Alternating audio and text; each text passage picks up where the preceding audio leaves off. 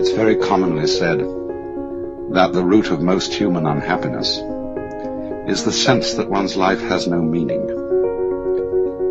This is, I suppose, most frequently said in circles interested in psychotherapy, because the feeling of meaninglessness is often equated with the existence of neurosis. And so many activities into which one is encouraged to enter, philosophies one is encouraged to believe, and religions one is encouraged to join, are commended on the basis of the fact that they give life a meaning. And I think it's very fascinating to think out what this idea itself means, or what it is intended when it's said that life has to have a purpose. It's pretty obvious, I think, that when we talk about life having or not having a meaning, we're not using quite the ordinary sense of the word meaning as the attribute of a sign. We're not saying, are we, that we expect this natural universe to behave as if it were a collection of words signifying something other than themselves. It isn't a point of view which would reduce our lives and the world merely to the status of signs. And it's obviously in some different sense than that that Goethe wrote his famous lines at the end of Faust. Alles Vergänglicher ist nur ein Gleichnis. Forgive my pronunciation of German. All that is mortal, or all that is perishable, is but a symbol. And so, a symbol of what? What do we want to feel? What would satisfy us as being the meaning behind this world? It's so often, you know, that we don't follow our ideas and our desires through.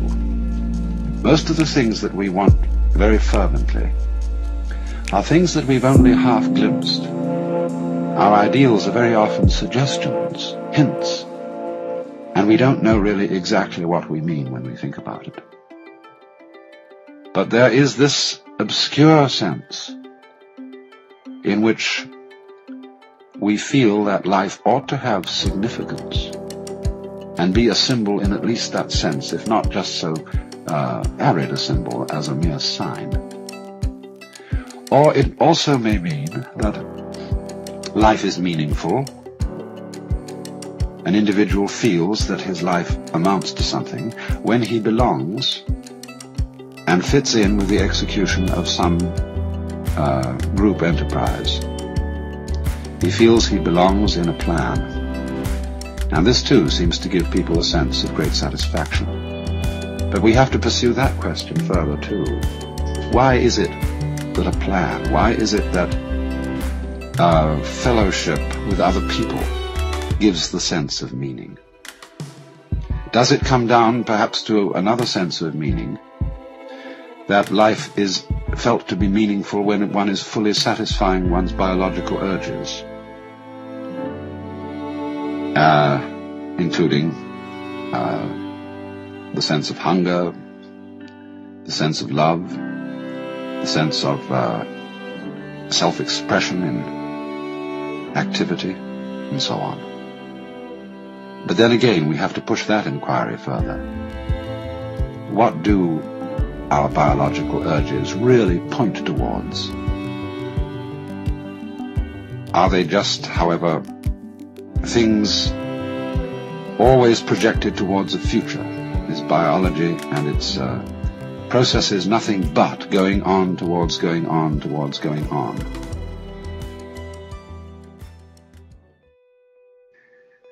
Taking Goethe's words that all that is transitory is but a symbol, and that we want to feel that all things have significance. It does seem to me that there's a sense in which we often use the word significance, where the word seems to be chosen quite naturally, and yet at the same time it's not quite the right word. We say, for example, often of music, that we feel it to be significant. when just at the same time we don't mean that it expresses some particular kind of concretely realizable emotion, and certainly it's not imitating the noises of nature. Program music, you know, would simply imitate something else, and it deliberately sets out to express sadness or joy or whatever, is not the kind of thing I mean. So often when one listens to the beautiful arabesque character of the Baroque composers, Bach or Vivaldi,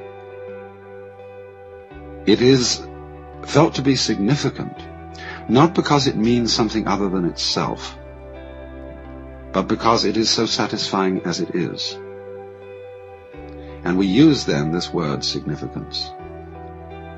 So often, in those moments when our impetuous seeking for fulfillment cools down, and we give ourselves a little space to watch things as if they were worth watching, ordinary things.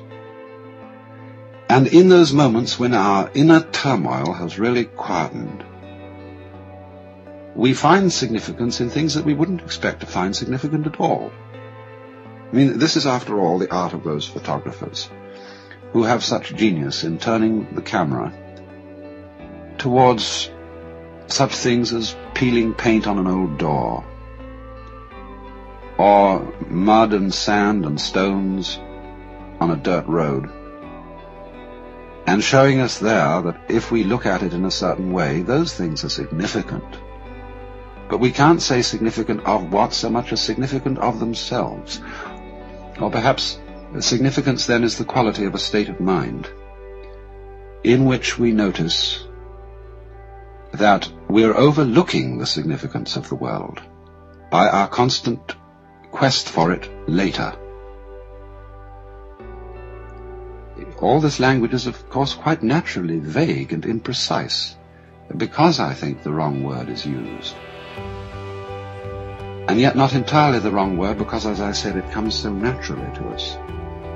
It was Clive Bell, the great aesthetician, who wanted to say that all the characteristic of art, especially the characteristic of aesthetic success in painting, was the creation of significant form. Again, a very vague, imprecise expression.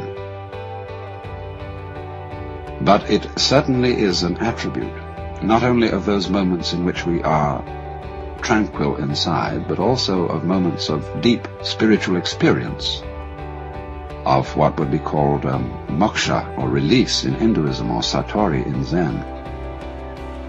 That in those moments, the significance of the world seems to be the world, seems to be what is going on now. And we don't look any further. The scheme of things seems to justify itself at every moment of its unfoldment.